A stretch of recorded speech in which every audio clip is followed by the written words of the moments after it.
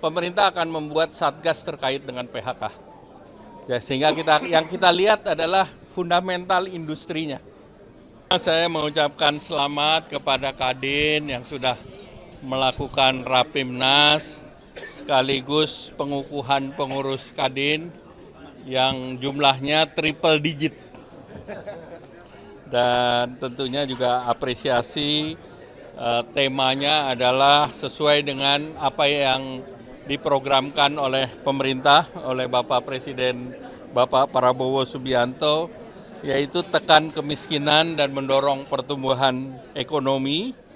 Dan tentunya kita melihat di tengah pertentangan global, keberadaan Kadin ini menjadi penting untuk menjaga, satu adalah daya beli nasional, kedua untuk mendorong agar kelas menengah tetap tumbuh, dan ketiga mendorong investasi. Karena investasi ini menjadi tantangan terbesar ke depan kalau kita mau tumbuh pertumbuhan ekonomi lebih dari 6%, maka kuncinya hanya dua.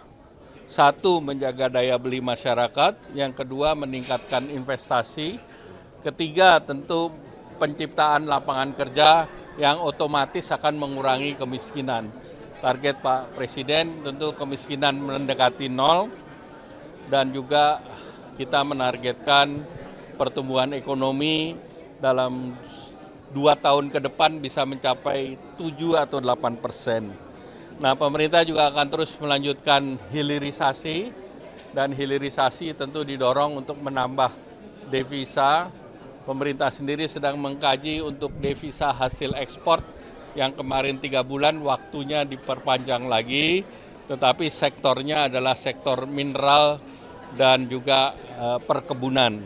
Karena kita sangat membutuhkan dolar ke depan, dan itu hanya bisa kalau kita menghasilkan devisa. Nah, salah satu quick yield adalah pengembangan pariwisata. Karena pariwisata kita punya destinasi yang banyak, tetapi yang kita perlukan adalah jembatan udaranya. Nah, jembatan udaranya adalah kita akan membuat dan mendorong agar pesawat-pesawat regional bisa masuk dalam destinasi kita. Sebagai contoh di Tanjung Playang atau Bangka Belitung, di mana akan dibuka. Demikian pula apabila bencana sudah selesai di Mandalika dan juga di Labuan Bajo, itu bisa ada pesawat regional yang langsung masuk ke sana. Nah, tentunya dengan adanya pariwisata itu akan menyerap tenaga kerja, mendorong UMKM makanan minuman. Nah, ini menjadi penting, dan hospitality. Dan yang terakhir tadi juga saya sampaikan bahwa kerjasama multilateral akan terus didorong, baik dengan level ASEAN maupun G20. Kemudian juga Indonesia sedang berproses di dalam finalisasi EU-SEPA dengan Eropa, kemudian juga dengan proses aksesi OECD yang kemarin sekjennya ke sini, dan kita juga sedang berbicara dengan negara-negara BRICS. Demikian. Pertama, UMP sudah disampaikan oleh Bapak Presiden, UMP-nya di 6,5%. Tadi saya sudah sampaikan kalau untuk PPN, tadi saya beri kuasa pada anggota Komisi 11 yang ada di DPR, yang ada di Kadin. Ada kekhawatiran akan ada PHK nggak Pak? Pemerintah akan membuat satgas terkait dengan PHK. Ya, sehingga yang kita lihat adalah fundamental industrinya. Jadi nanti kita akan pelajari di sana. Ya. Ini juga akan kita bahas terkait dengan insentif fiskal yang akan disiapkan untuk tahun depan.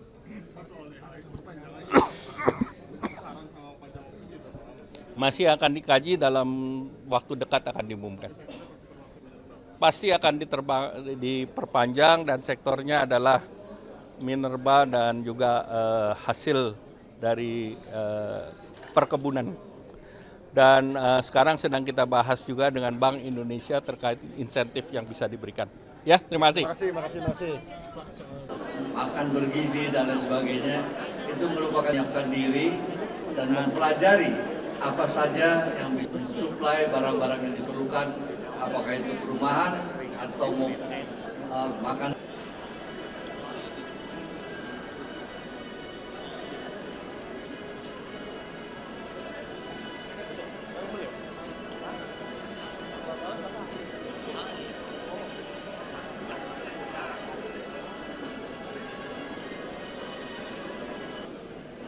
Teman-teman silakan masuk. Sekalian laporan Pak Menko. Hashim sebagai Ketua dan Penasehat. Jadi terima kasih, mungkin darah pengusahanya masih kental juga. Terima kasih Pak. Tepuk tangan. Dan tadi juga dihadiri oleh 30 yaitu asosiasi dan himpunan. Jadi kalau perusahaan Pak Menko, pemegang sahamnya sebenarnya 2 Pak.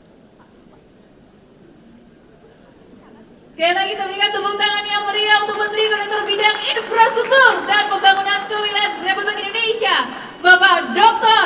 Haji. Assalamualaikum warahmatullahi wabarakatuh. Selamat siang dan salam dan berbahagia. Hari ini bisa hadir 2024 sekaligus bersilaturahmi dan menyapa Pak Bung Anindya Bakri. Tepuk tangan untuk Mas Anin. Sudah cukup lama kita. Jadi saya tidak akan lama-lama di sini. Saya awal ini sebagai wujud kebersamaan. Tadi Mas Anin betul menyampaikan sebagai penting. Tekan kemiskinan. Poverty. Bagian mengatakan ambisius. Tetapi kalau bukan kita yang bekerja.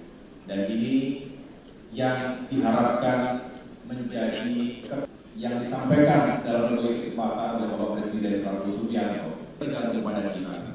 Pemerintah tidak bisa sendirian, sehingga melibatkan industri termasuk UMKM ini penting. Karena jangan sampai kita yang saya sudah banggakan Kementerian Koordinator di bidang infrastruktur dan pembangunan kewilayahan ini sesuatu yang bulan pertama sejak dilantik oleh Bapak Presiden untuk benar-benar saja yang menjadi permasalahan dan tantangan di bidang infrastruktur untuk disempurnakan. Ada ruang bagi kita untuk melakukan perbaikan. Sesuatunya lebih terintegrasi, lebih well planned, dan rencana tata ruang wilayah, rencana detail tata ruang agar pengurusan nanti